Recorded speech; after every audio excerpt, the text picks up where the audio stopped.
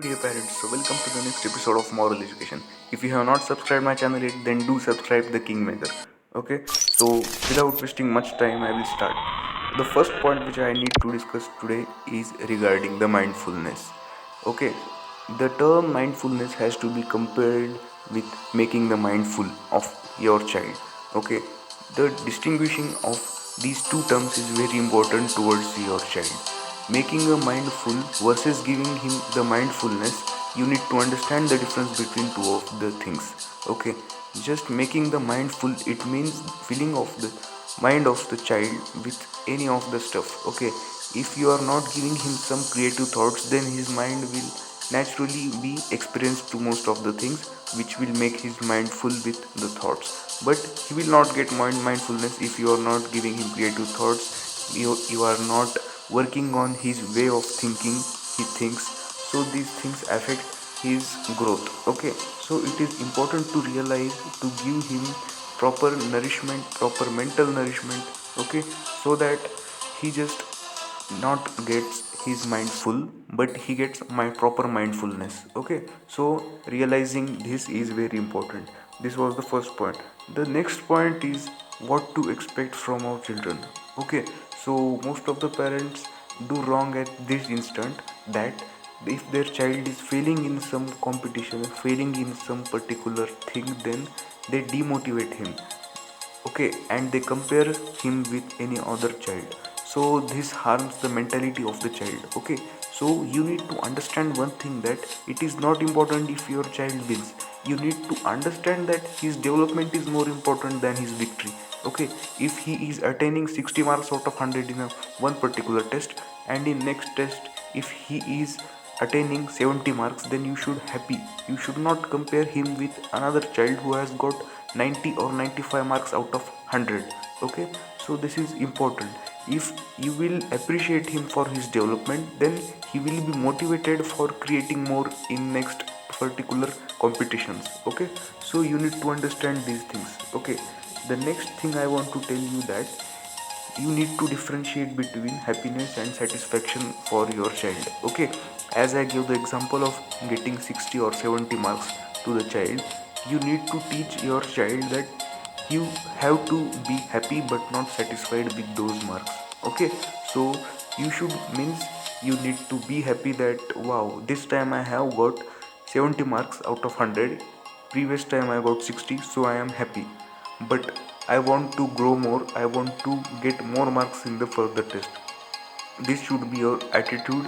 This should be the attitude of your child towards the competitions. Okay, so you need to teach him the difference between happiness and satisfaction. When you develop, you need to keep the happiness but should not be satisfied, because you need to keep him growing. Okay, so this was the point I want to tell with you. The next point is regarding understanding the passion of a child. Okay, so it is very important that, and very useful if your child understands his passion within a early age. Okay, because regarding it he can develop his career in the future.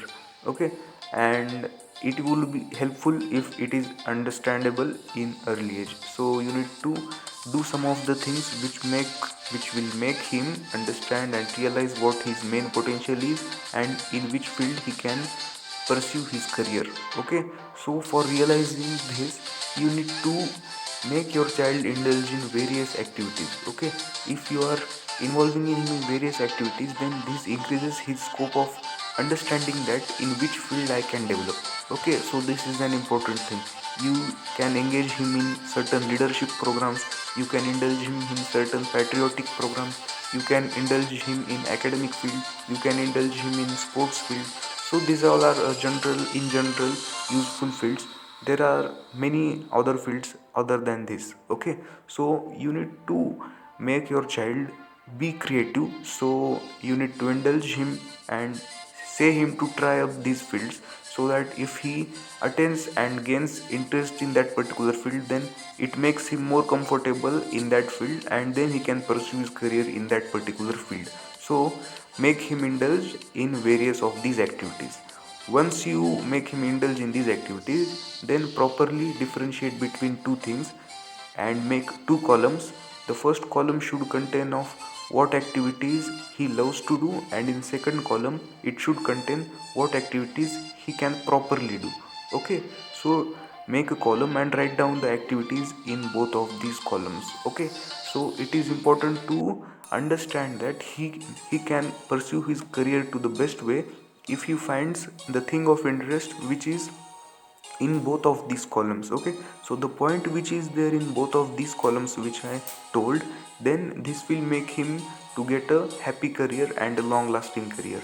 Okay, because always he can't choose a career as the thing which he likes the most, or else only if he is good at those things. Okay, so he need to understand these things. For example, in my case, I can do painting well, but I am not really much interested in painting, so I can't pursue my career in that. Okay, so this is the thing.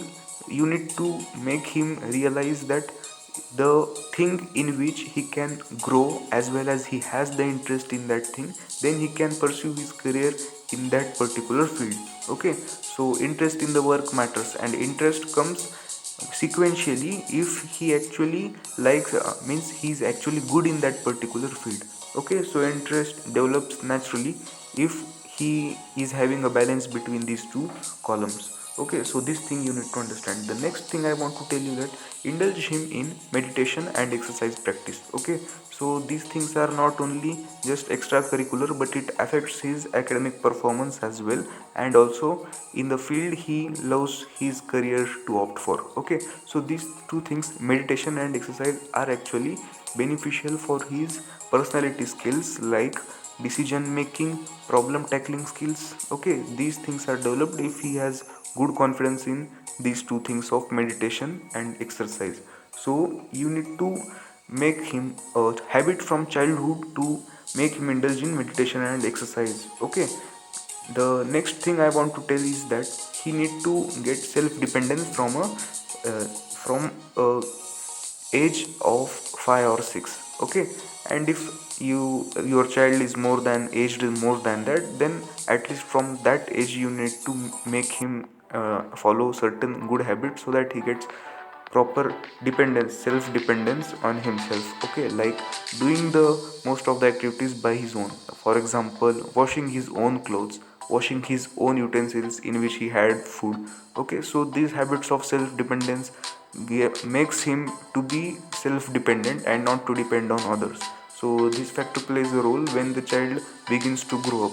His self dependence makes him to be even more happy, even more perfect in most of the things. Okay, so self dependence is a very important character, and you need to teach him to be self dependent by making him involving in these activities.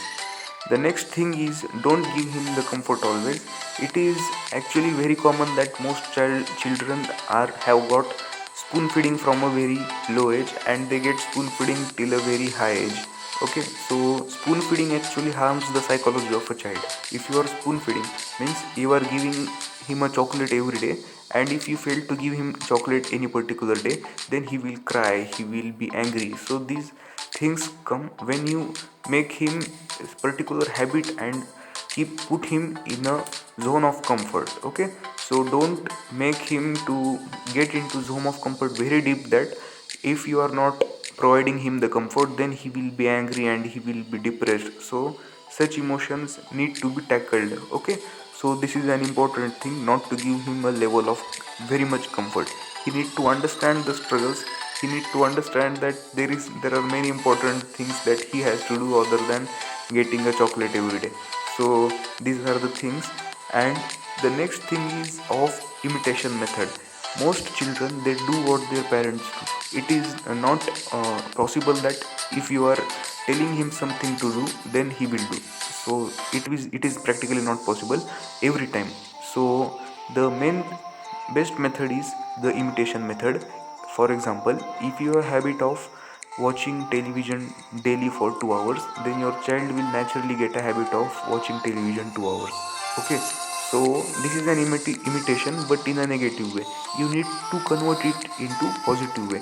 You make yourself a habit of reading books. Okay, so By observing your way of reading books, your child also will get a good habit of reading books. Okay, so it is important to nourish him with the important thoughts, and book reading is one of the good practice. So you need to follow the imitation method so that your child will get involved in certain good activities. Okay, now next is about the gaining of social knowledge. Some children have a habit that from childhood their parents have not allowed them to stay in the society, get experiences, and they involve in on mostly they stay in only home, or else only at the particular school. Okay, so they don't get out outside of home for other purpose than school and certain functions.